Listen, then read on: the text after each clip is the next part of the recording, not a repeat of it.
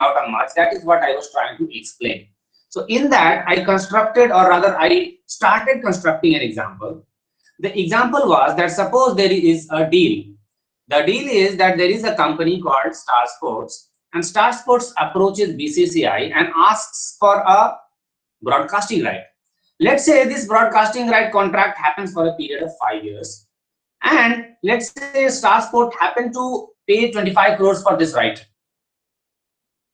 Now the cost concept was that in this situation, let's say immediately after Star Sports, let's say, has bought the contract, let's say immediately afterwards, through some information, it gets established that now the market value of this contract has risen to 35 crore rupees.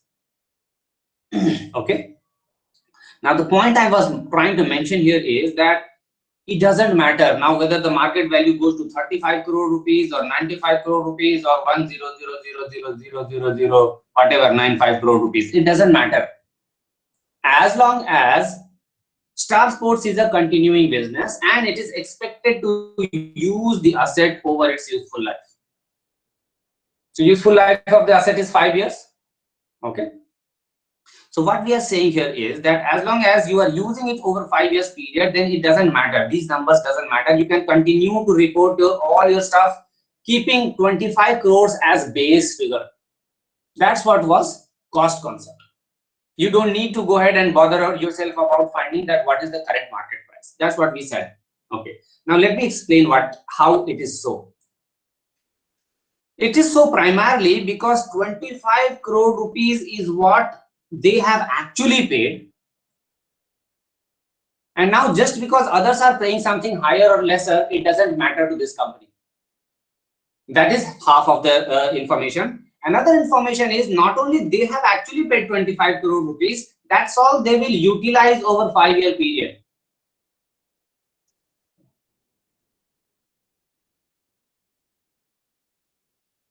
So what we are saying here is that if suppose you were to answer a question that tell me that,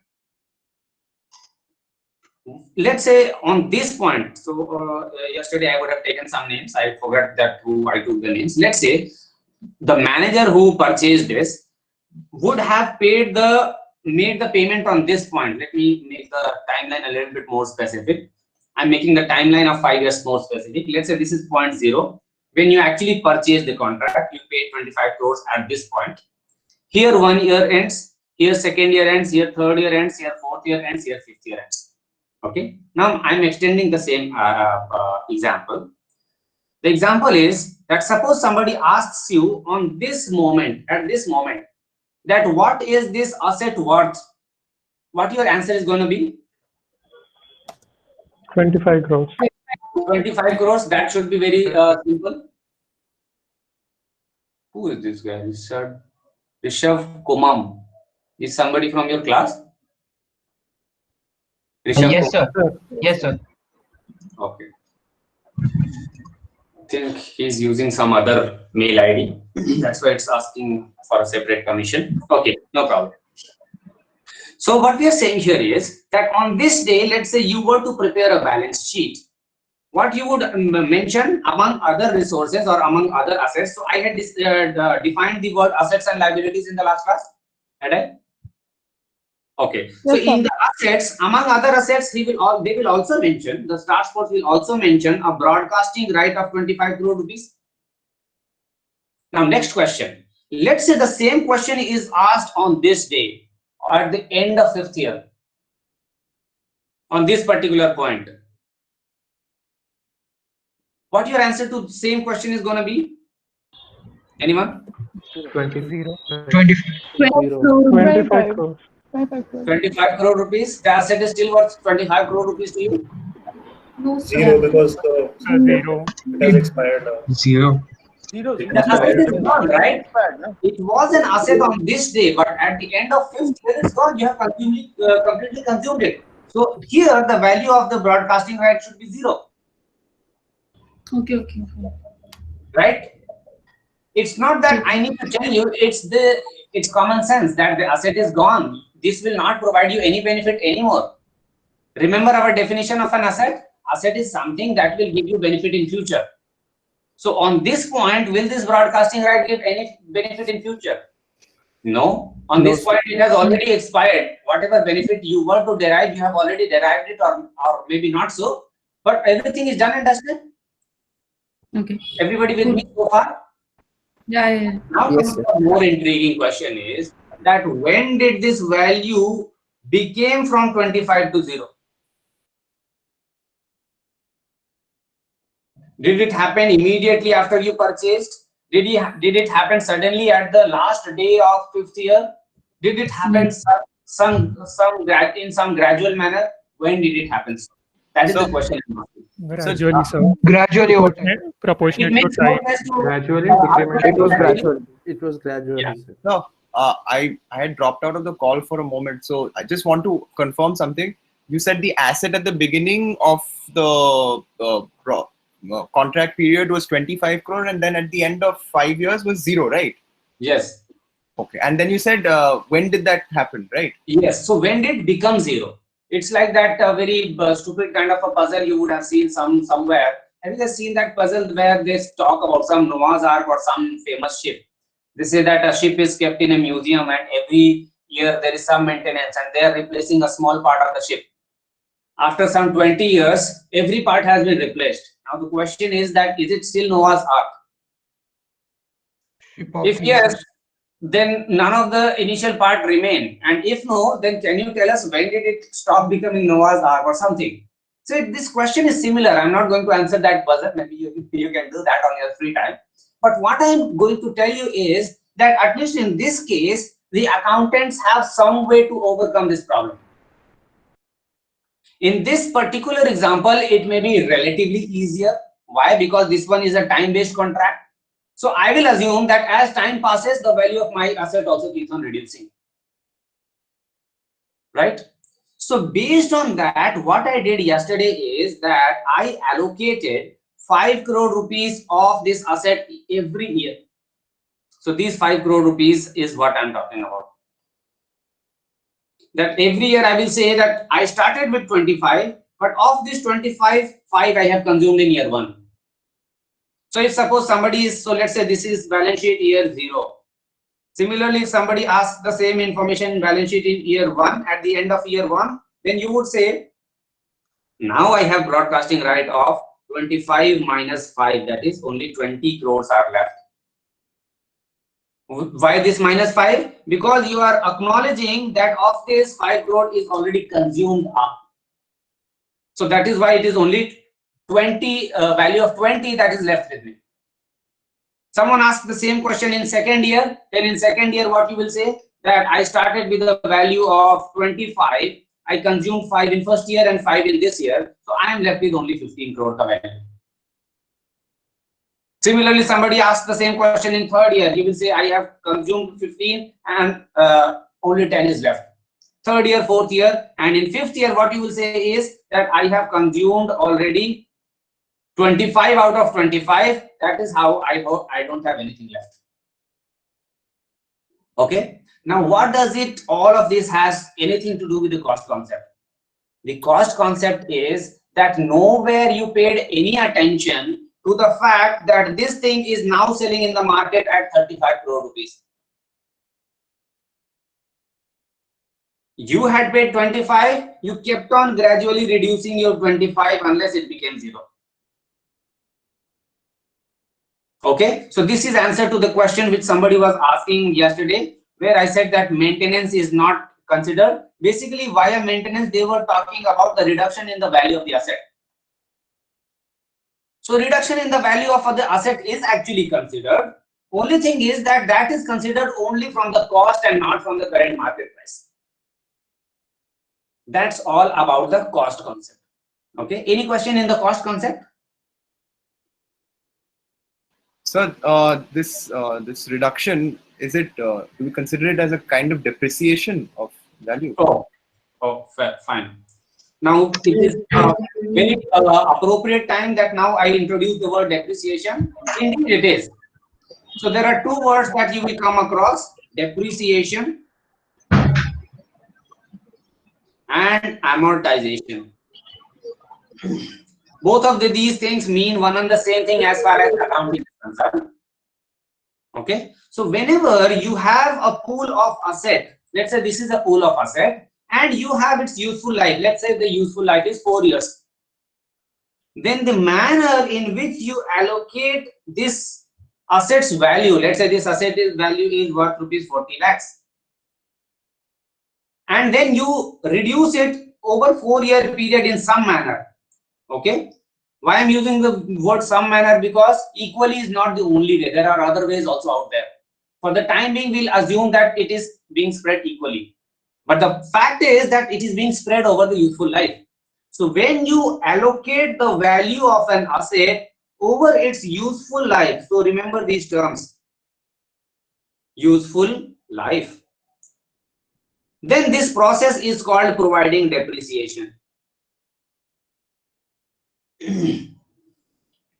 Okay, so in our example, these 5 crores are nothing but depreciation. So this is how I will record the things. I will write in year 1, let's say this is income statement of year 1.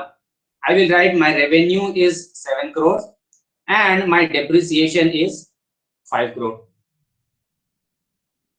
So subtract the depreciation expense from revenue, and that's how I'm getting a profit of 2 crore rupees. Okay. Now, where was the cost concept here? Notice that cost concept doesn't mean that every year we are giving the same value of the asset.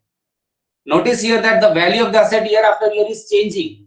Only thing is that the basis from where it is changing continues to be the cost at which you had acquired them and not the market price. ठीक है, समझ आया? Okay. Now what we are saying is, okay, let me quickly explain what amortization was then. Just hold on, Sharia. I'll just explain complete this one and then I'll take a question. So an asset can be of 2 forms. An asset can be of 2 forms. It can be a tangible asset and it can be an intangible asset. Okay.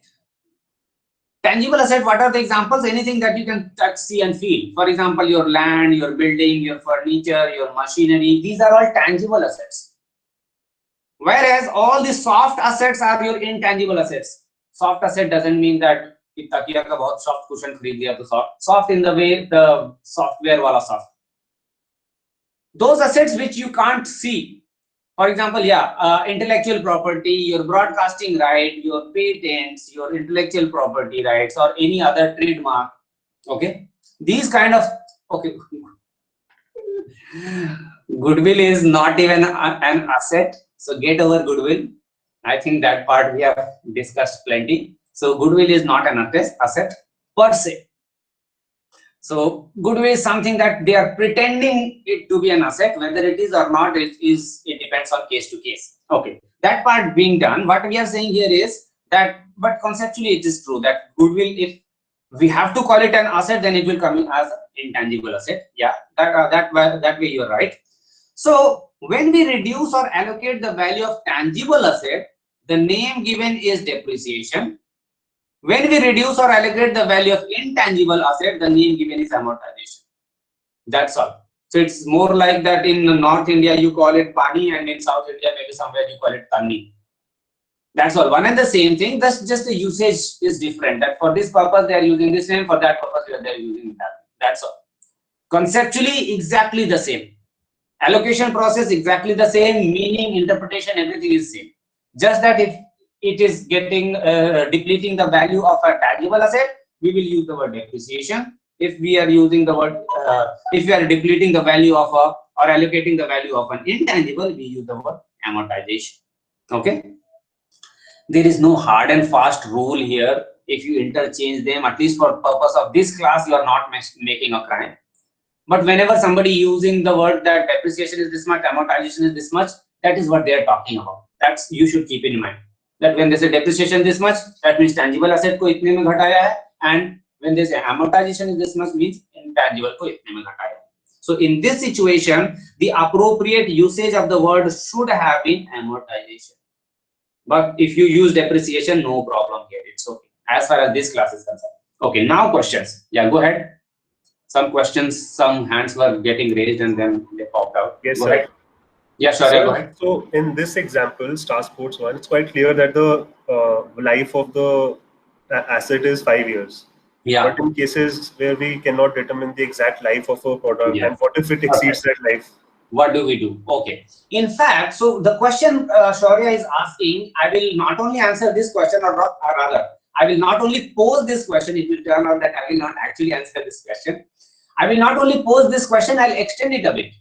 So what Shaurya is mentioning is that here things are so simple that when I did the contract, then itself I know that this contract will be valid for 5 years. But for many other assets, this might not be so easily determinable. For example, when you buy a building, can somebody give it to you in writing that this building will last for these many years? No. Even if they do so, what is the guarantee that they are correct? So what we do is we just make an estimate. So when we buy an asset, we simply make an estimate about the useful life. We need these three information when we buy an asset. We need the information that the cost at which we bought it. We need an information about the estimated useful life. So let's write useful life here. And we need estimate about something that is called residual value or salvage value. Means when you are done using this asset, when you completely discard it, what it will fetch on that day. All these three information are needed when you are to calculate depreciation. For the time being, we'll completely ignore this part. How long? For what time being? It turns out that until the midterm. And we will continue to make some assumption about the useful life. But the point Shaurya is mentioning is not only in fact correct about other assets, in fact it is correct about even this one. What if tomorrow some rules and regulation changes and suddenly the government passes, or let's say court passes an order that for you this broadcasting right is valid only for next 2-3 years. Or let's say if something happens and then for 2 years all the contracts of Indian cricket team gets cancelled. So basically what I'm saying is in real life, these estimates can become very difficult to actually identify. That is the question. Now, what do we do in that case? So what we actually do in this case is quite far from this point right now. So basically before that, we need to do a lot of groundwork. Once you understand that if it holds true, then what do you do? Only then we can make you understand that what happens or what do you do when these estimates do not hold true. It so turns out that there is a dedicated chapter in which we will discuss about depreciation in very detail. What all we will learn there? We will learn that what happens if this doesn't hold true. Similarly, as I said just in very short sentences here, that right now we will only for convenience, we will allocate everything equally. That is, every year we are entering 1 by n of the value. But that is not the only way. There are other competing methods also. Now, what these competing methods are and how do we deal with them, that part also we will study them in the depreciation chapter. But that is still quite far away from now. Right now, only for convenience, we will take certain assumptions and we will learn that what if these assumptions are true. Then we will learn the process. Once we know the process, then we will relax all these assumptions, which might not be realistic. For example, I am not saying that the moment you make an assumption, you have to be true. So we will see what happens if it turns out not to be true. But that is still far away to go. But for the time being, keep it in mind that that is a possibility which we will consider later. Yeah, Reeves, go ahead. So my question was related to the second part only, that what if the salvage value, because the salvage value tends to all of these, yes, all of these. So what happens that whether salvage value, whatever you estimated, comes out to be true or incorrect, all of these assumptions we will take up in the chapter of depreciation. I think my estimate is that it will come somewhat in 3rd session or 4th session after the midterm. That was in general in the timeline it takes. Yeah, Rishabh, go ahead. So I just wanted to say that aren't we required by law, mandated by law, to provide a certain percentage of the asset value for depreciation year on year, like you set aside for some kind of provision? Okay. Very interesting question. Unfortunately, the exact answer or the detailed answer I will only be able to explain it to you then. But for now, let me explain. So what Rishabh mentioned is that aren't there rules and regulations which actually tell me that N is this much, depreciation method should be this one, and percentage this much, and so on and so forth. Now the answer to this question is, so I will not answer the specific question, I will answer it like a general question. In general, wherever you see discretion available, for example, this was discretion that you thought that the building will last for 20 years, I thought 25 years. Is there a scientific basis for in which either your claim can be refuted or mine? Maybe, or highly likely, maybe not. Now, what do you do if it is not determinable? In that case, you may take your own assumption and I may take my assumption. So the question that is arising here is that the moment there is a flexibility, this is what we are mentioning about discretion. So what Rishabh is mentioning is that doesn't regulatories come in and they make some rules, that what do you do in that case? Highly likely that, okay, let me tell you if I, let me think that if I can tell you this right now. So there is something that is called accounting standards. So different countries will have their own accounting standards. One of the very interesting exercise will be, highly likely it will scare you off, but just keep this in mind. It's like moving into a Bhoot Bangla or something. That just open one or two and browse the pages. Don't read it. Don't read and lose hope or get a heart attack or something.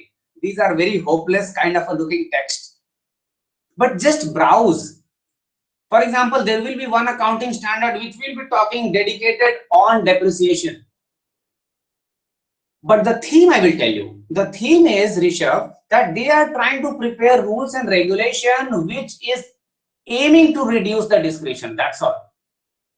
It is not possible that even after that they will be able to reduce the discretion to zero. That this asset, that is the rate, that is the life, and that is it. It doesn't make sense, because for different businesses, maybe let's say 5 of you buy bikes, same make, like all 5 of you buy one Avenger each and use it for 5 years. If I ask that what should be the value of this Avenger versus that, you cannot give the same number for all.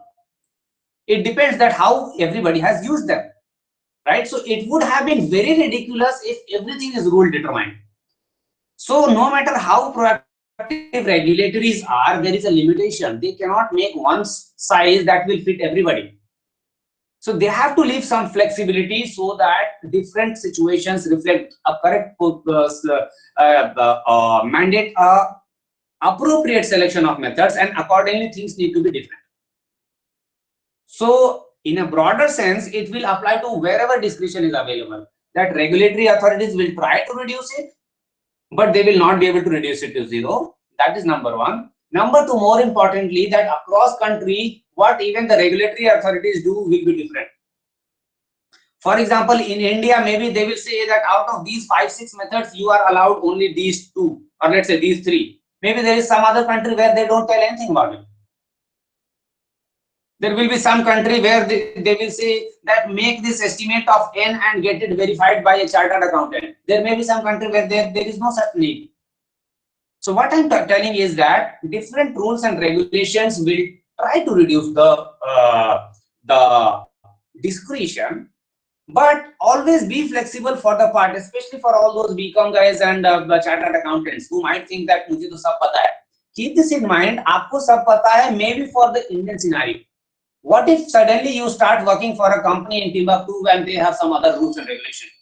You should be flexible that whatever I learned, how much of that is driven by concept and how much of that is driven by regulation. Whatever is driven by regulation is subject to change in countries versus countries. Okay, the actual rules and regulations, some of them we will see when this chapter comes, but for now it's very pertinent for you to keep this possibility in mind that regulations can vary. Yeah, Rishabh, go ahead. Sir, just want to go back to that Star Sports example. So Yeah. they using cost concept, we depreciate on a historical basis, right? So we are Yes. not adjusting. Okay, so my question is, suppose Star Sports has a contract for 5 years, and over 5 years the value will depreciate to 0. For 3 years Yeah. they're depreciating at, let's say, at cost, like they're dividing it 5 lakh, 5 lakh, 5 lakh. But in the 3rd year they feel that they want to sell it. Now Yeah, when they're all going that, to sell it, yeah. जानने के when they're लिए going to sell it, it's more like कि कहानी का अगला भाग जानने के लिए देखिए एपिसोड नंबर मिड टर्म के बाद. So it's coming, just that a little bit ahead. Okay, so all those questions will directly get answered because that's what is subject part of this chapter called on depreciation. But that is still, there is some time to come, because even if I tell you right now, then you don't even know the basic process. Let's say I tell you ये entry वहाँ पे change होगी और वो entry वहाँ पे change होगी. You will be like, what entry are you talking about? So first you learn the basic entries first, and then I will tell you that what if this doesn't hold and that doesn't hold. So for that you have to wait a little bit. But question, yeah, exactly correct question. There's still some time to go for us to cover. Okay. Now, actually, within this example itself, I can illustrate 2 more basic concepts. So let me get those done with, and then I will move to next. These 2 basic concepts are called that of accounting period. So I will mention it here, or maybe I'll just for the cleanliness purpose, I will make it here. That the concept number, I don't know, 4 we had already done, right? Let me call it 5th and 6th. So number 5th will be accounting period. Very simple one. I think among all, this is the most simple one. And then 6th one is matching. Okay. So matching has come here. I think Niranjana is in this class, right? So she was mentioning Yes, some time back that explain matching. So now it Yes. has come. Yes. So what we are talking about here is that you remember that we had purchased this broadcasting right for 25 crore rupees and we wanted to break it into 5 parts. Now the cost concept only told you that you need to keep the basis as 25 crore rupees. The part which is giving you a rationale that you need to break it is some other concept. That is this matching concept. We'll come to that. But to apply matching, you need to know something that is called accounting period. So thoroughly confused by my statements? No problem. I'll explain it what am I talking about. This is what I'm talking about. I'm talking about there is a concept which tells you that when you are preparing a financial statement, income statement or balance sheet, you always have a period in mind. That's all this guy says. So simple. Very intuitive. For example, when you are preparing income statement, you have a period in mind. When I gave you Tata Motors income statement balance sheet, this was like 1st April 15 to 31st March 16. This was the period. So for this period, income statement was prepared, and on this point, balance sheet was prepared. So, sir, can this period change or is it fixed? No. This is accounting period only means that for what period are you doing this exercise? This can be annual. For example, here it was annual. Or similarly, you can prepare the statements quarterly. That Q1 you will prepare income statement and balance sheet. Q2 you will prepare income statement. Q3 and Q4. Okay. So basically, when you are preparing these numbers or these statements, you always have a period in reference. That's all it says. Now, what happens because of this? Because of this, now you can adopt something that is called a matching concept. So the way cost and going concern were in pair, so cost and going concern, similarly accounting going concern and cost were in pair, that when going concern holds true, you can implement cost concept. So similarly, when accounting period is determined, you can implement matching concept. Now what does it say? Before I explain what does it say, now I will define 2 more terminologies. Terminologies आपका पीछा नहीं छोड़ेंगे, unfortunately, they will keep coming. In fact, you will see that the only difficulty in this entire course was that there were so many new terminologies. That's all. The rest, all the things are so intuitive. The terminology is that of what do you call a revenue and what do you call an expense. Had I already defined these in this class? What do you call a revenue and what do you call an expense? Okay, no problem. I'll define it now.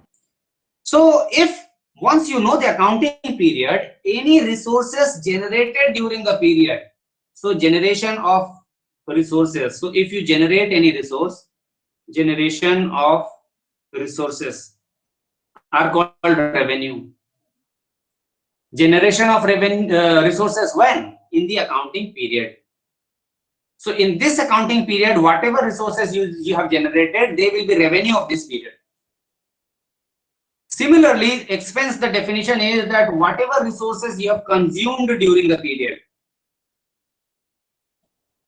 resources consumed, then those consumption will be expense or loss for the period. So expense and loss. Similarly, you can have the terminology revenue or gains. There is some difference between these two. Similarly, there is some difference between these two, but for now we'll ignore them. So if you're consuming something, then they will be called expense. Now, whenever you are using the word consumption and expense, they are a flow concept. So we need a period in mind. So which period, that will be answered by the concept of accounting period. So accounting period will say that consumption in what period? Consumption in this quarter. Consumption in what period? Let's say consumption in this half a year, or let's say this entire year. Once you have this in mind, then you can implement the matching concept. The matching concept says that match the revenues and expenses. Revenues and expenses in the period, in the period when you earned them, you generated or consumed them. Okay. This is what matching says. Let's see in our example, what am I talking about? Let me read this sentence once again, and then we will try to explain. So matching concept says that once you have frozen your accounting period, then during that accounting period, whatever revenue you have generated and whatever revenue you have consumed will be income and expense in that period. Notice here, they are not talking about payment or receipt here. That way, when you have paid for it and when you have received it doesn't matter. Let me explain it in the example. So in our example, notice this 5 crore rupees. When did the payment of this 5 crore rupees happen? Are we paying anything for broadcasting right in year 2? No, we didn't pay. All the payment has already happened here, right? But still we are recognizing this 5 crore rupees. Why? Because we are saying that in this particular year, we have consumed 1/5 of our asset called broadcasting right. Because you have consumed 1/5 of broadcasting right, there need to be some real recognition of expense. The moment you recognize the expense, you are completely ignoring the fact that whether you paid for it or not. If you have consumed it, show it here. That's what is matching concept. Now, why is it needed? I think that should be very clear by now. Once again, for the nth time, any questions, just raise hand and ask it. These pop-ups just disturb me, nothing else. Somebody was asking something, by the time I read it, it just pops out. Then I need to reach out to my mouse and read the comments. I'm not going to do that. So just raise hand and ask the questions. Okay. So what I was saying is that, does it make sense? Why is it needed? It makes sense because unless you recognize this 5 crore rupees in this period, you will not be able to exactly find out what profit or loss did the company make. Let me explain it a little bit further. Okay, before that, Vignesh, your question? Yeah, go ahead. So, resource versus asset, what is the difference? Sorry, resource and asset. One and the same. Yeah, all the resources are called assets. So formal name is asset. Resources, I'm using the word resource because it has its own dictionary meaning. So whenever we say asset, means anything that will give you benefit in future. I had defined assets and liabilities, right, in this class. So assets are all the things because of which you stand to gain in future, and liabilities are all everything, or obligations are everything because of which you stand to pay something in future. That's all. Okay. Okay. Yeah, Bharat, go ahead. Sir, is there a point where we are going to consider future value or present value of the cash flows? No, not here. Okay. No inflation adjustment, no future value, no nothing. Okay. Others who did not have this question can simply ignore this for the time being. All these points you will start discussing in your third term when financial management starts. The reason being that here we are just reporting the things. We are not valuing anything. So for reporting, you don't need to adjust for any of such. Okay. You just start reporting what happened in the business. Yeah, Rishabh, go ahead. Sir, this is a question on the matching concept.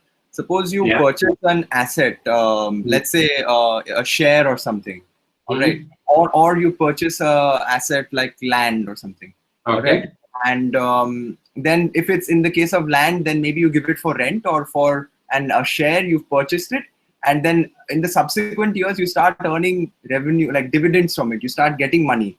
Okay. So then asset was purchased, let's say in year 1, but in year 2 I'm getting money from the asset. Okay. Mhm. So which year will we record that in? I mean, just with respect to this matching concept. Okay. A good question. Only thing is that I will once again have to hold your question. The thing is that you are able to access a lot of questions which are a little bit like 3 or 4 points further of the topic that we are discussing. But this same question will come in a bit. Okay. थोड़ा सा भी उसके पहले का ground work बहुत सारा करना है. Once we cover that groundwork, then this question can be taken up. Others, you can just hold on this question for the time being. If you heard it, if you did not a problem. अभी कुछ you are not missing right now. These questions will come up much later. Okay. Now I'll give you 2 alternative ways of representing. Now what I'm trying to explain is that why is matching needed? What matching does, I have explained to you. Now but even before that, the base question is it even needed? Why do we need to break our head? So one representative way is that, let me change the color here. Okay, that you earn a 7 crore rupees every year. This is what our example was. You spend 25 crore rupees in year 1. You did not spend anything in year 2, 3, 4, and 5. And this is what your profit is.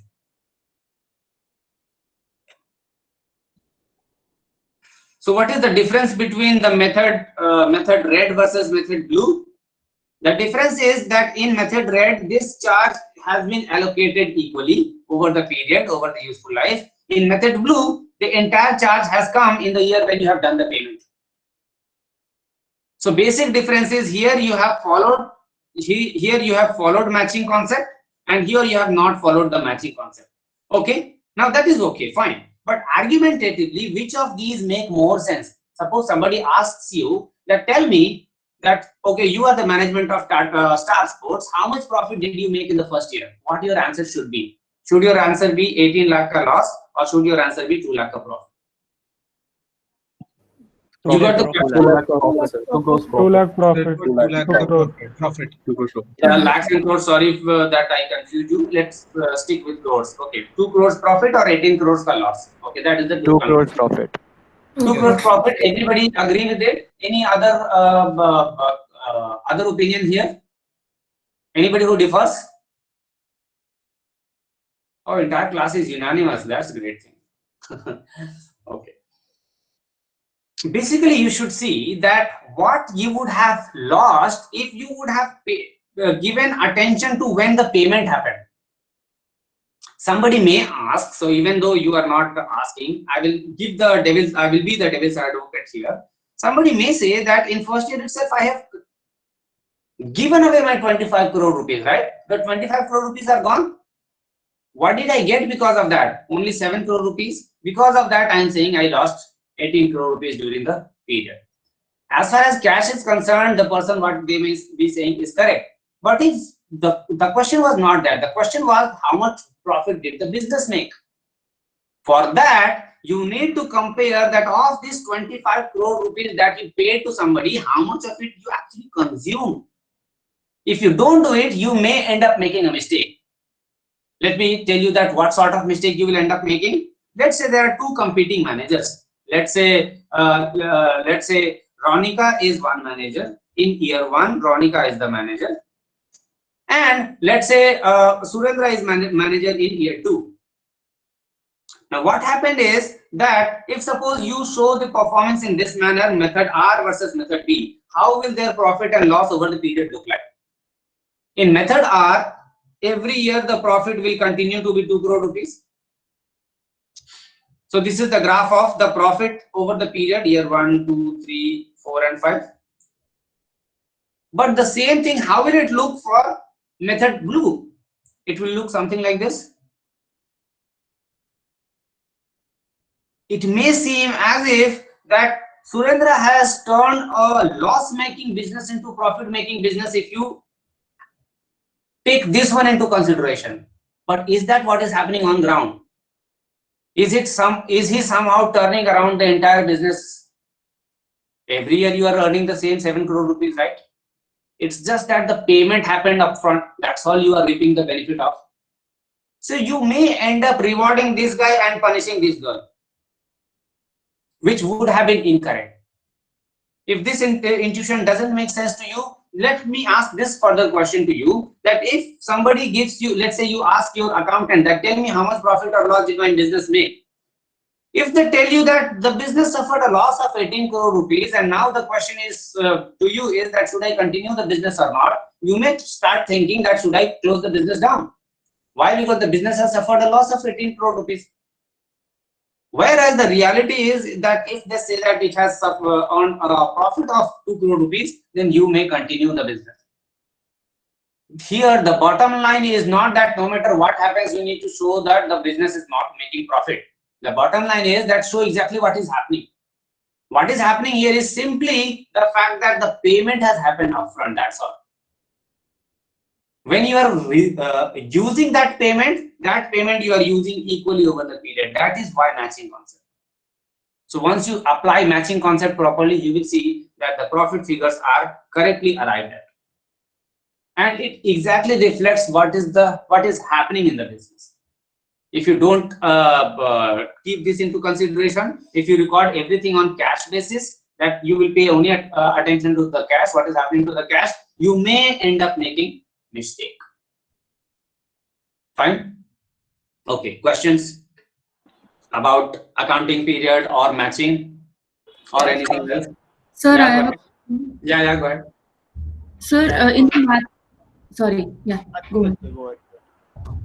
Okay, so in the matching concept, does it mention that we have to uniformly distribute the asset? It does not. It says that we have to consume it in that, but we have to record it in that particular period only. Yeah. Let me confuse you further to explain Jyotika's question, because the question is very relevant.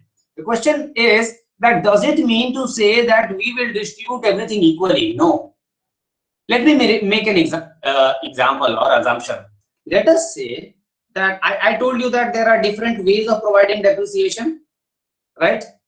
So far what we have been following is a specific one method of that is called straight line method. Now why it is straight or what it is curved or crooked, let's not discuss that right now. It only means that whatever be the amount, we will simply divide it by n. Equally distribute. Now the question she is asking is it mandatory? No, it is not mandatory. There are other routes also. Let me here just only for argument's sake give me the alternative only so that your argument works. I will not go and show this method right now, because otherwise what will I do after the midterm? No, that's The not reducing balance method? Sorry? Are you asking for another method of depreciation, sir? No, I'm not asking. I'm only telling right now. What I'm telling is that there could be other ways of distributing this money. This 25 crore that we distributed, what Jyotika asked is that is it mandatory for us to distribute it equally? I said no. There may be other reasonable methods. For example, let's say when I bought this broadcasting, right, then and there itself, the matches that Indian team is going to play is just defined. That in first year Indian team will, in general, the calendars are already fixed for next 5 or 7 years, right? You guys know that. If you know, good. If you don't, let me tell you right now that for quite a few years the calendars are fixed. Let's say when I looked at the current calendar, I know that in first year of the broadcasting right, Indian team is going to play 10 matches. In second year, let's say 15 matches. Then third year 7 matches, and fourth year, let's say 9 matches, and fifth year, let's say again 17 matches. Now in this situation, I may adopt a different strategy. I will add this up, and in first year I will, so any quick addition. So can somebody quickly tell me what is this total summation? I'm not doing it. Batao fatapat. 58. 88. 58. Okay. 58. Depending upon what sort of calculator you are using, assume it is 58. Okay. So what we can do is, in first year I can say that of this total 58, I am using 10. So I can recognize this 25 crore in this proportion. That of this 25 crore rupees, 10 by 58 will be used in this year, 15 by 58 will be used in second year, 7 by 58 will be used in third year, and so on and so forth. Now this may also make sense. The bottom line being is that there are other ways of providing depreciation. Matching doesn't mean that you need to equally distribute everything. It only means that show the effect in which it is actually happening. Show the effect in the year in which it is actually happening. Okay. So let me give one more example. So let's say these are 2 years. Let's say in this year, I make a sale of 7 crore rupees of advertisement. But what has happened is that this advertisement, ऐसा मत करो यार, mic mute कर दो. Mohammed, mute कर दो भाई. Yeah, done on your behalf, no problem. कुछ लोग जिनको झपकी आ रही है स्पेस बार पे सो जा रहे हैं. That's what it's happening. I hope you guys have installed that push to talk. Have you guys installed push to talk? Yes, sir. So unless you sleep on space bar, I don't think that why the mic will get unmuted. But anyway, jokes apart, let me create an example of what I'm talking about. That how cash basis does not reflect a correct picture of the business. What am I talking about here is that let me create an example that when you made the sale, you did the sale in this year. Let's say this is year 1, this is year 2. But everything is in credit. Credit means you have done the sale, but paise nahi mile abhi tak. You have not yet got the money. You know all these EMI sales. It's like Tata Motors. They have sold the trucks, and only let's say out of 5 lakh rupees, they have got only 50,000 as down payment. Rest all will be coming in later periods. Now the question is, if somebody, let's say of this 7 lakh of sale, let's say all the cash that is going to come is in this year. And let's say you spend the expenses of 5 lakh rupees in this year itself. If somebody asks you that how much profit or loss did your business make, what would be a reasonable answer to that? Do you say that in this year I only spent 5 lakh rupees and did not gain anything? The matching concept would say that you have already done your effort of doing the sale in this period. So immaterial of whether you got the money or not, recognize the sale in this year. For this part that you have not got the money, we will make a recording somewhere that this is a sale, but it's only a credit sale. But this shouldn't affect the fact that because of operations in this year, you are actually generating a profit of 2 lakh rupees and not losing 5 lakh rupees. So logically it makes sense because it's only because of this year's efforts that you will be receiving the 7 lakh in next year. That is why this year should be rewarded for that. Now, what do we mean by rewarding the year? That means that in this year we will recognize the revenue. Similarly, let's talk about expenses. Let me create another example. Let's say you have a business in which you did a sale, everything in, let's say in cash. You sold something worth rupees 25 lakh in this year. And the only expense is, let's say, salary expense. So you made your employees work the entire year and the salary amounts to rupees 10 lakh. 10 lakh का काम करा लिया है, but salary अभी तक नहीं पे किया. Let's say your policy is that you pay annual salary, and the salary for this year will be paid on, let's say, first day or second day of next year. I've converted everything in year, but same thing happens monthly basis. Right? You work for the entire month and salary gets credited in the first day or second day of next month. In a lot of organizations, it happens. Now, the question I'm asking is that if somebody asks you that how much profit did you make in this year, would you say 25 lakh or would you subtract this 10 lakh rupees? You should subtract. You should subtract. Right? Because even though you have not paid it, you have consumed the services. Because you have consumed the services, it makes sense for you to subtract this 10 lakh and say that my profit is only 15 lakh. 25 lakh का सामान बेचा और खर्चा लग गया मेरा 10 lakh का, even though you have not actually paid it. Now this is also coming because of matching concept, that we matched this expense in the year or in the accounting period in which you have consumed the resources. So what was the resource here? The resource were the services of your employees.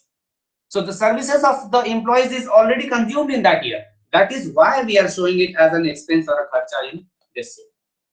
समझ आया? Now this part, once again, the completion of the story is still not there. That how do you account for the fact that you have not paid it, or how do you account for the fact that for example, for the previous case asset, you have already paid for it 25 crore rupees. That is what we'll discuss in the next concept. But up till here, everything is clear. That why do we need matching concept and what does it do? Okay. Now let me go to the next concept. It so turns out that if you only understand the entity concept and matching concept and this next one, that is called dual aspect, then it so turns out that about 90-95% or even 99% conceptually you would have understood that what is going on at an argument level, that what is going on in accounting. If you understand entity properly, if you understand matching and dual aspect properly, then a lot of hard work is done. So make sure, why am I saying you right here is, make sure you thoroughly understand these three, that there is no confusion in these three. Yeah, Suman, go ahead. Sir, am I audible? Yeah.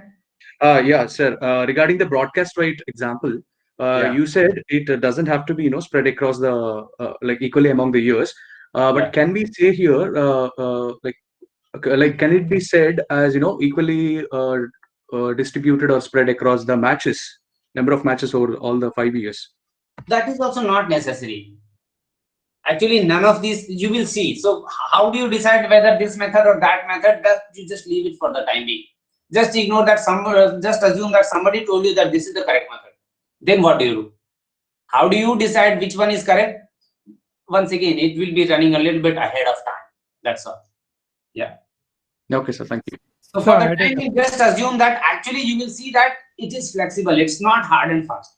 It may be very easily determinable in some cases, but in most cases, it's always confusing. Yeah, go ahead. Yeah, go ahead. Are the revenues and costs always kind of proportionate? Like, do I divide costs in the expectation of the revenue that I'm going to get? Because in both the examples, it is happening like that, as in. Okay. Good question. Actually, that helps me illustrate one of the possibility which I didn't in the other sections. So very interesting question. Everybody heard the question, I believe. You got the question? So could you repeat the question once? Jitendra, just repeat it for the class. So just repeat it the way in the words. Don't explain it. Just repeat the word you used. The question is like, is the cost divided in the proportion to the revenue that is expected? Yeah. That's all. Okay, fine. Basically, what he is mentioning is that is it that you are distributing the cost of 25 lakh rupees or 25 crore rupees in the proportion of revenue? That's what he is asking. Revenue was 7 crore rupees every year. So revenue was equal and cost also be distributed equally. That's what the question is asking. That is it because of revenue you are distributing it equally? The answer is no. If I could, I would have done like bold and italic and some big font. No. Why? Because you may be prone to thinking like this simply because I was trying to create a simplistic example. Let me create an example in a different manner. What if the revenue from broadcast is like this? That in first year, the broadcast revenue gave you only positive 2 crore rupees. In second year, it gave you 15 crore rupees. Third year, it gave you, let's say, 12 crore rupees. Fourth year, it gave you 5 crore rupees. And fifth year, it gave you, let's say, 1 crore rupees. These are revenues. So what I had assumed equally earlier, now I have some random numbers. Okay.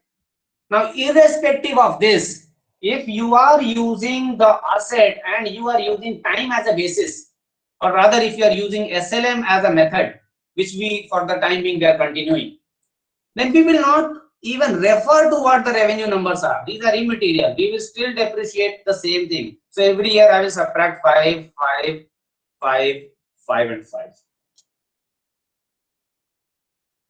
Revenue का depreciation से कुछ लेना देना नहीं है, nothing.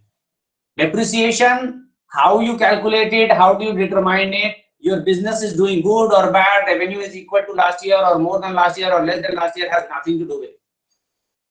So in this example, when we were distributing the 25 crore rupees equally, even in this situation when revenues are different, we'll continue to do this. So in first year, I will say I suffered a loss of 3 crore rupees. In second year, I will say I had a gain of 10 crore rupees. and so on and so forth. ठीक है, समझ में आया? Very important, because just by chance, just keep the example simple so that you can quickly see the numbers. I kept it same, but this was not the rationale because of which we distributed it equally. The rationale should be independent. Fine. If you think that in general, because it's a time-based contract, so it's best for me to assume that every period you consume equal amount. So that was the reason behind this 5 crore rupees and not the revenue. ठीक है, समझ आया? Okay. Fine. Let's get back to our. Any more questions before that? Sir, could you please say the full name for SLM? Come again, please. What would SLM mean? कुछ नहीं यार, equally distributing. It's called straight line method.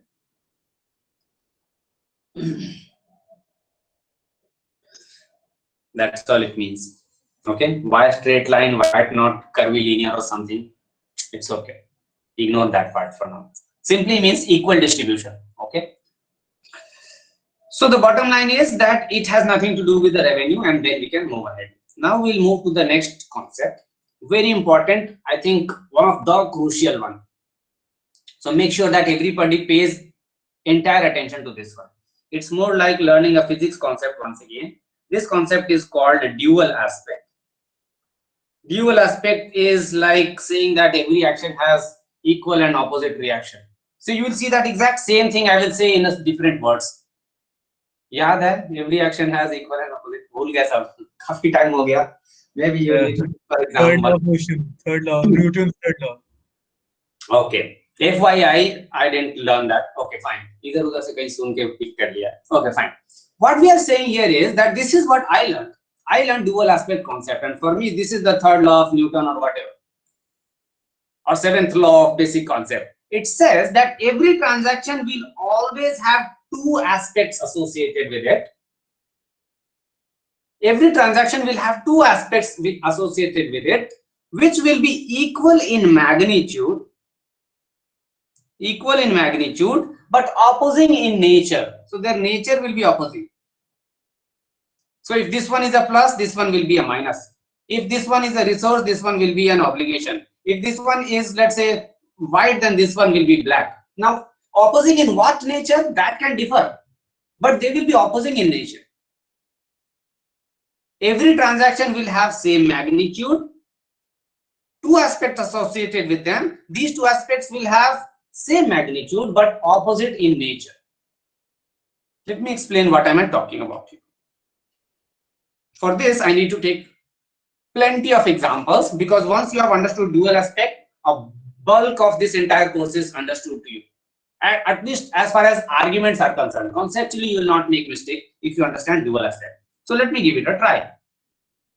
Let's say I start a business. That business is of selling, let's say, chairs. Okay, wooden chairs. So I am a furniture shop. Let's say Mrityunjay Furniture Shop is the business. Only for simplicity, assume that I buy the ready-made chairs and sell them off. So I'm just a retailer, I'm not a manufacturer. This is what I started the business with. So on day one, what did I do is I infused 5 lakh rupees of my savings to start the business. Infused by the owner. Okay. Now, how do you recognize two aspects of this and what happens because of that? Okay. Now, before I go and tell you that how do you recognize two aspects, let me give you an equation. So suddenly everything is turning into science class. We are talking about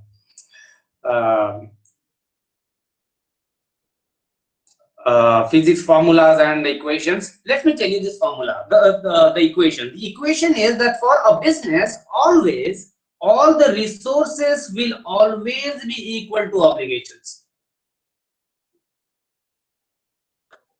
Yeah, this equation per se is sufficient to demotivate everybody to start a business. Essentially, it's saying that whatever resource a business has, somebody claims it.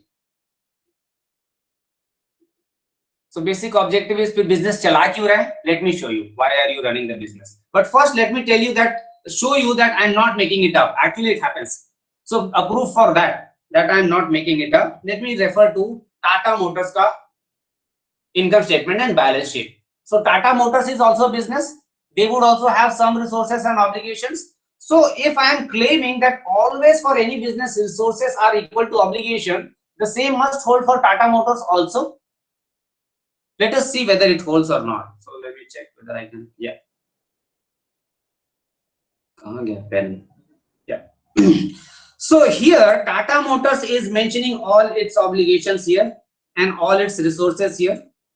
Obligations are called equity and liability, and resources are called assets here. Okay, can you see the font? Is the font size okay? I'll increase it a bit. Now is it visible? Now if you see, Yes, sir. so what they Yes, have sir, done here is they have added up all the obligations here. So for Tata Motors in the period March, or rather at the end of the period March 31st, 2016, Tata Motors had this much of total obligations. 52,426 point something crores of rupees. Now let us see what resources did they have.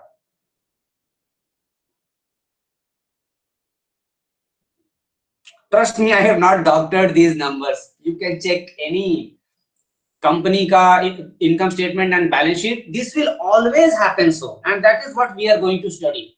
That how is it possible that whatever the resource, same is the obligation. That is possible if you remember your entity concept. This is because owners are also a party which business is acknowledging that I owe to them also. So it's like either I owe to somebody else or I owe to the owners. But everything that I have belongs to somebody. So business per se is operating on that mode is the tera tujhko saumne kya lagi mera types. That business doesn't have anything on its own. Either it belongs to somebody else, or if it doesn't belong to anybody, then the remaining part belongs to the owners. Now let us see that is it happening by chance in this year. Let's refer to the numbers of previous year. 49 something equal up to the decimal places. Can you see the numbers? Now the reason behind this matching is that this total is equal to this total for 2016 and the total of 2015 are also equal is the dual aspect concept. What does it say? That resources are always equal to obligation. Now how does it happen? Very simple. It happens because obligations can be broken into, so by resources I mean assets, and by obligations I mean owner's equity plus outside liability. That means obligation either towards owner's equity or outside liability.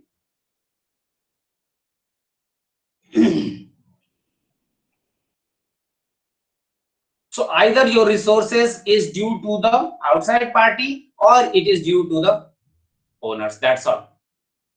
Nothing belongs to you per se, to the business of furniture shop. Okay, let us see this, the same thing in action. So this is theoretical. Now how does it the same thing happen in action? Let's say on day one, what did I decide is that I infuse 5 lakh rupees of my saving into the business. By I, now I am talking about the owner. So owner infused 5 lakh in the business. If I wanted, I can write the effect of this transaction into something that is called accounting equation, which I just now mentioned. So this is called accounting equation. Okay, we'll elaborate it even further later on, we'll see. But I can compute everything in assets and liabilities. Okay, so when you infuse 5 lakh rupees into the business, can somebody tell me that for the business, did anything change as far as resources and obligations are concerned? As far as assets and liabilities are concerned, just apply your understanding so far. That did the business create some liability? Did the business get some asset, or what happened? Yes, sir. So the business could have 5 lakhs liability towards the owner. Yes. Now business will have 5 lakh liability, and I have already explained to you that we have a specific name for this liability. Capital. Capital. We will say capital is an obligation or a liability which has a value of 5 lakh rupees now. What else? Anything else happened? Yeah, Ronika, go ahead. Asset 5 lakh. Asset is also 5 So, lakh. sir, an infusion of 5 lakh in terms of cash or bank. Infusion of 5 lakh cash. Now, cash is what? Obligation or an asset for a business? Asset. Asset. I hope that everybody agrees. So now you see what has happened in this example is that the business has an asset of 5 lakh rupees and a liability of 5 lakh rupees. Suddenly you see that this transaction had two aspects associated with it. Only one transaction took place, but the two things got affected because of this. We will see that no matter what you can imagine in a business, always because of one happening, two things will always get affected. No more, no less. Exactly two. And those two will always have same magnitude.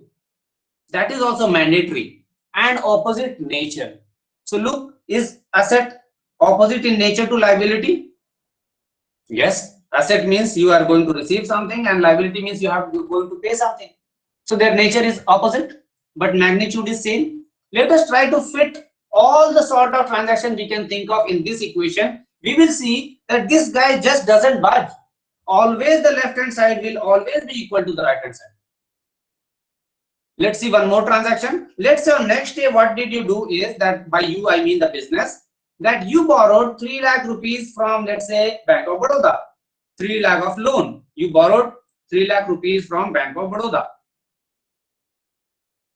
Or put your own favorite bank. I don't know. I just feel like taking name of Bank of Baroda. Now, in that example, what would have happened? Can anybody think of Liability 3 lakhs and cash. Okay, liability towards Bank of Baroda, and what else? Cash. What does it mean that you have taken a loan? Bank of Baroda would have given you the loan amount, disbursal of loan amount. So when the loan amount was disbursed, you would have got 3 lakh further. So this is one side of the transaction. Another side of transaction is that now you have obligation towards one more party called Bank of Baroda. Now, in some situation, I will be specific about what names you can use. In most of the situation, I will leave it to you. That you decide what name you want to give it. If you want, you can call it loan. If you want, you can call it borrowings. If you want, you can call it loan from Bank of Baroda or borrowings from Bank of Baroda, or whatever makes sense to you. Wherever there are very special names with a very restrictive meaning, I will tell you that use this one. And most of the time, just use whatever is intuitive to you. I will use loan simply because it is shorter to write, that's all. So I will use loan here, and loan increases by the value of 3 lakh. Okay. So I'm out of the time for today's class, but I'll take one quick more transaction, and then we will take it up further in tomorrow's class. On next day, let us assume that this business, what did they do of the total 8 lakh? By the way, before I move ahead, notice that after this, if you total the asset side and if you total the liability side, both sides turn out to be 8 lakh rupees. You will see that I don't need to actually do this addition every time. It will always happen so that this side is always equal to the other side. Okay, that is what is being told in the accounting equation, that assets are equal to liabilities, where liabilities can be broken into two parts: owner's equity and outside liability. Okay. On next day, let us assume that this business, out of the 8 lakhs they had, they purchased inventory worth of, rather they purchased chairs worth rupees, let's say 3 lakhs. Okay, 3 lakh ka chair kharid liya. Now what will happen because of that? Let me give some numbers also. That they purchased 6 chairs and every chair was worth rupees 50,000. Okay, that's how they spent this. Because tomorrow we'll use this number 6. Cash will come down. Cash will come down. Asset will increase. Share asset. Fine, so I will subtract 3 lakh. What else? Share asset. Asset. Share is an asset, so asset will be. A new Share asset for of 3 chair lakhs. has come in. Okay, fine, fair enough. So I will write chair here. Chairs with what value? 3 lakh. 3 lakh. With 3 lakhs. lakhs. So once again, cost concept here. Okay. Yeah, question, Ronika, go ahead. So it's not a question. I was No. just saying that inventory would go up. Chairs wouldn't be an asset. Yeah, correct. Yeah. So let me introduce. So have I introduced the word inventory in the class? Yes, sir. To some people, yes. To others, they are completely lost. Inventory means the Work in progress. accumulation of that resource which you have. You are a primary dealer as a business. For example, for a furniture shop, you are primarily dealing with chairs for the purpose of sale. So if you buy a chair, it will be called an inventory for you. Okay. Let's say Tata Motor buys chairs for keeping them in office. They will call it chairs or furniture. But you, because you have purchased these chairs for the purpose of resale, you will call them inventory. This is once again a specific word. This is simply kept there to demarcate assets kept for resale from rest of the asset. For example, let's say somebody simply says that chairs are this much. Then you would not be able to understand that these chairs are meant for resale or are they kept in some office somewhere.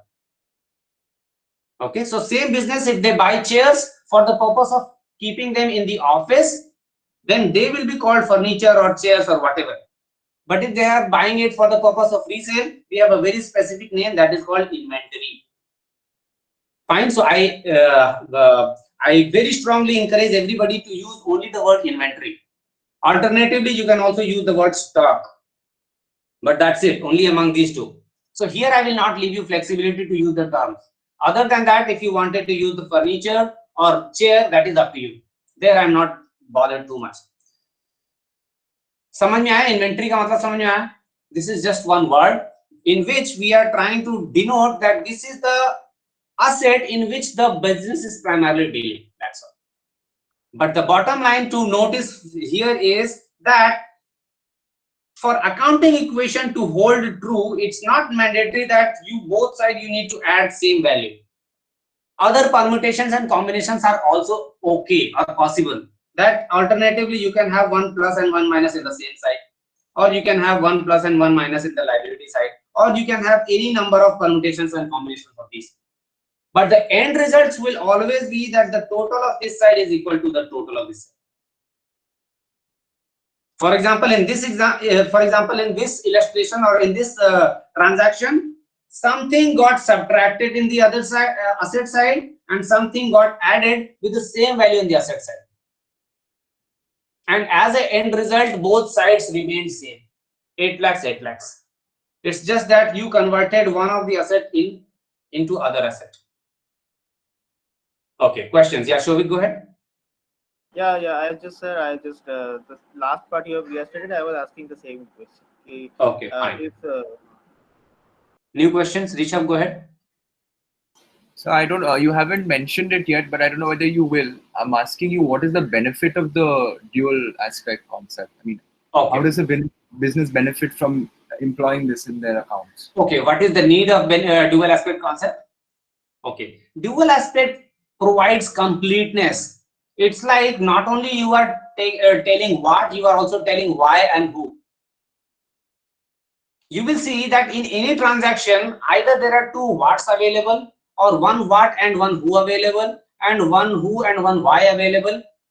Very abstract kind of an answer, but this completion is only possible when you incorporate all the aspects.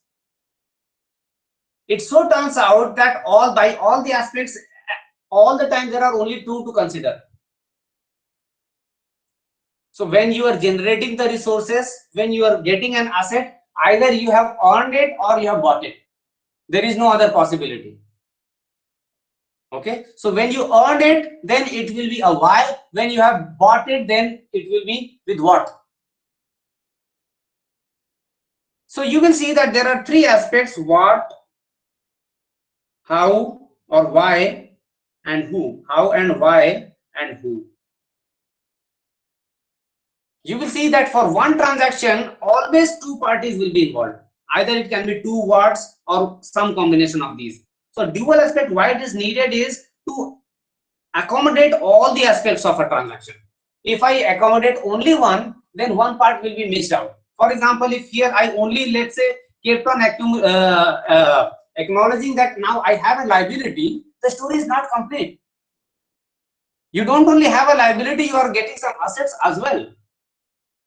It only so turns out, luckily for all of you, is that 2 is the maximum limit. You will see that 2 may be बहुत confusion आएगी, but 2 is the maximum limit that every transaction will have minimum as well as maximum 2 aspects associated with it, not more.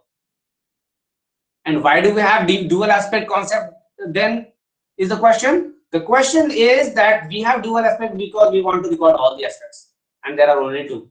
It so turns out that both of these will always be opposite in nature and equal in magnitude. So that's what we had. We have went ahead and told. Yeah, Rakshana, go ahead. So, what when we generate some profit? Profit का भी आएगा. कल के लिए कुछ छोड़ते हैं. कल देखेंगे या Rakshana. Yeah. Yeah, Ashut, go ahead. Sir, in this example, for example, we have taken loan and that has been added as cash also, right? Yes. So if we have to pay an interest of about 10% every month. What happens interest? What happens if there is a profit? What happens when some of the chairs are destroyed by fire? What happens? All of these, what happens if this? All of these, just remember all the questions in mind and we will take all of them one by one tomorrow. Fine. So what I will do tomorrow is I will try to extend the same thing and we will try to shake this balance really hard.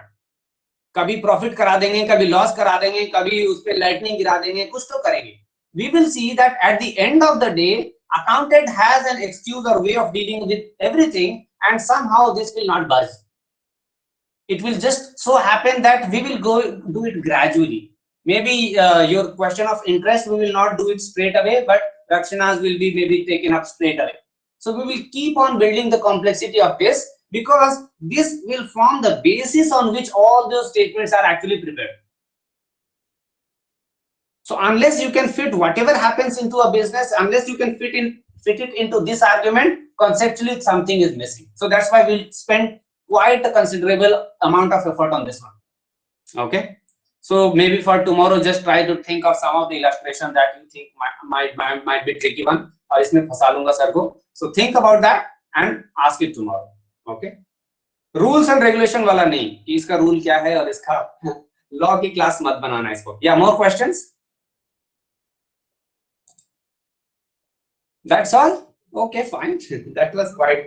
Sir, I had a question about the. You said 3 aspects that we checked: what, why, and before Rishabh, you ask your question. Let me tell you. So asking a question much ahead in advance actually is a good quality. So don't feel hesitated. Here मैं पूछ रहा हूँ फिर ये बोलेंगे कि बाद में कभी करूँगा. That's like you can think many steps ahead. It's just that I might not answer it right away, but that should not stop you from asking the question. So that when it actually comes, you feel करे ये देखो ये बार mention किया था अभी आ रहा है. Okay. So don't feel that. Yeah, go ahead.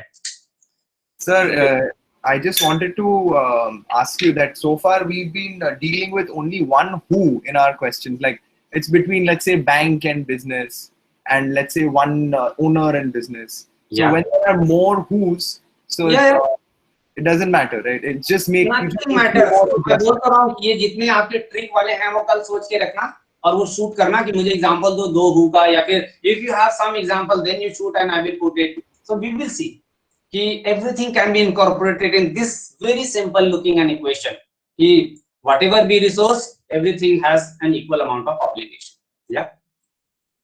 Okay, fine. So we'll see you all tomorrow, and tomorrow's class will, at least as far as content part is concerned, it is not only important, it gets interesting also here onward. That whatever happens, you can go ahead and record it in a format. So make sure that everybody attends tomorrow, and that's all. See you tomorrow.